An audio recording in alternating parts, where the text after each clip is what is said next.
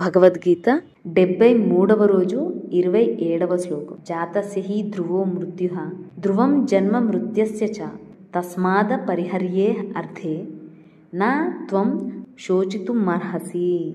జాతస్య హి ధ్రువః మృత్యుః ధ్రువం జన్మ మృత్యస్య చ తస్మాత్ అపరిహర్యే అర్థే నా త్వం శోచితుం అర్హసి.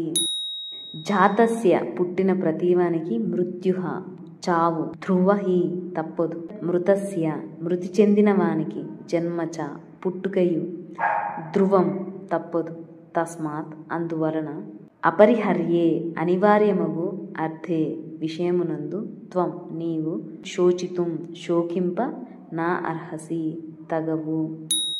పుట్టిన ప్రతి వానికి మరణము తప్పదు, మరణించిన వానికి పునర్జన్మ తప్పదు. కనుక తప్పనిసరి అయిన ఈ విషయముల యందు నీవు శోకింపదగదు. Death is inevitable for everyone who is born. Rebirth is inevitable for everyone who dies. Therefore do not grieve over these inevitable things. Previous శ్లోకం కంటే ముందు వరకు ఆత్మకి అసలు చావే లేదు, సో గ్రీవ్ ఫీల్ అవుతుంది. ఇంకా ప్రీవియస్ శ్లోకం నుంచి ఏం చెప్తున్నా అంటే, ఒకవేళ నువ్వు అనుకున్నట్టు ఇది జనన మరణాలకి లోనైంది అనుకున్నా సరే, పుట్టినవాడు చావక తప్పదు, చచ్చినవాడు మళ్ళీ పునర్జన్మ కూడా ఎత్తుతాడు. ఈ సైకిల్ అనేది తప్పనిసరే. కాబట్టి అలాంటి విషయం గురించి కూడా నువ్వు గ్రీవ్ సాడ్ ఫీల్ అవ్వకూడదు అని చెప్తున్నారు.